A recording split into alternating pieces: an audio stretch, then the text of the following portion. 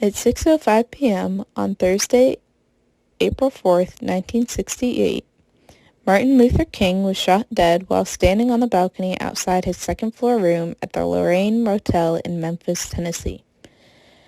The assassin was James Earl Ray, who fired a single shot from a bathroom window of a rooming house across the street.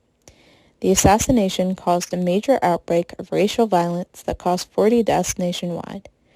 Martin Luther King Jr. had spoken about his death before, and was recorded saying that he wanted to be remembered as someone who tried to give his life serving others. He was in Memphis to march with sanitation workers that were on strike at the time. He had stepped out onto his balcony to talk to some colleagues in the parking lot below, and that is when he was shot. An hour later, at St. Joseph's Hospital, he was pronounced dead. There was a day of mourning declared by President Johnson on April 7th.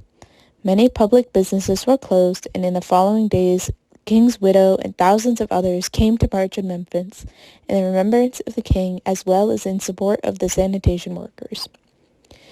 King's death led to the largest investigation the FBI had had. They found Ray's fingerprints on the .30-06 that was found in the rooming house across the street. It was confirmed that he had booked the room that had the perfect view of where King was shot. Once he was found, he pleaded guilty and was sentenced to 99 years in prison. Martin Luther King Jr. was a big part in helping reshape the way that America looked on African Americans.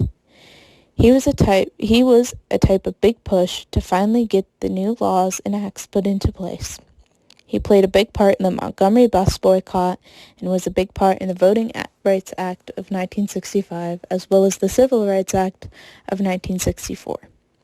Martin Luther King Jr. also relates to the Cold War because he was one of the few people to give speeches on both sides of the Berlin Wall.